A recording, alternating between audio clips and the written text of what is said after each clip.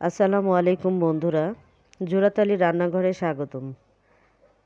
খুব সাধারণ একটি রান্না নিয়ে আপনাদের মাঝে শেয়ার করার জন্য চলে আসলাম। করলা ভাজি করব। এটাকে করলা বলা হয় না, এটা হলো ছোট ছোট উস্তে, ওই উস্তেটা ভাজি করব।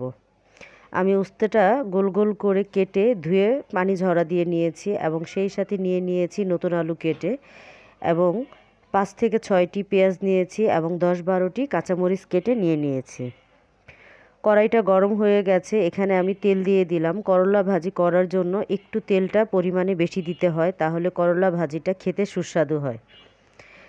কাঁচামরিচগুলো দিয়ে দিলাম। কাঁচামরিচগুলো আমি 1 মিনিটের মতো ভেজে নেব, যাতে কাঁচামরিচের গায়ের পানিটা টেনে যায়। তারপরে আমি কেটে রাখা পেঁয়াজগুলো দিয়ে দিব।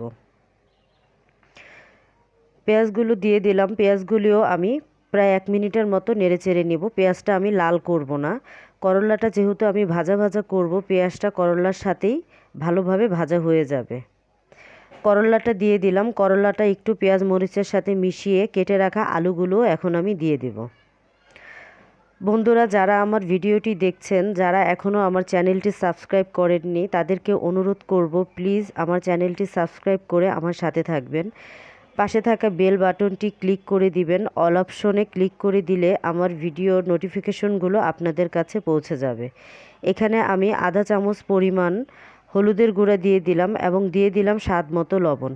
মশলাগুলো আমি করলার সাথে খুব ভালো করে মিশিয়ে এটা আমি ঢেকে ঢেকে রান্না করব এবং মিডিয়াম টু লো আঁচে রান্না করব। পুরো রান্নাটাই আমি আগুনের আঁচ একই পরিমাণ রাখব, কারণ করলাটা যদি একই আঁচে রান্না হয় তাহলে তিতাটা একটু কম হয়।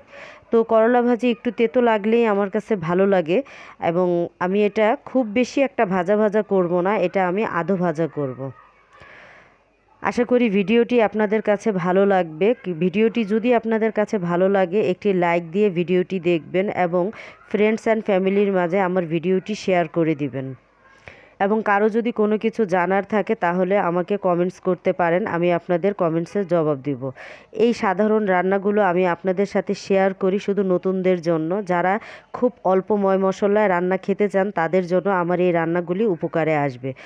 আমি জানি আপনারা আমার চাইতেও খুব ভালো রান্না করতে পারেন। যারা আমার চাইতে খুব বেশি ভালো রান্না করতে পারেন তাদের জন্য আমার এই রান্নাগুলো না। আমার এই রান্নাগুলো শুধু খালি যারা অল্প মশলায় খেতে চান এবং রান্নাটা একেবারেই জানেন না তাদের জন্য। তো আমার ভিডিওটা দেখতে থাকেন।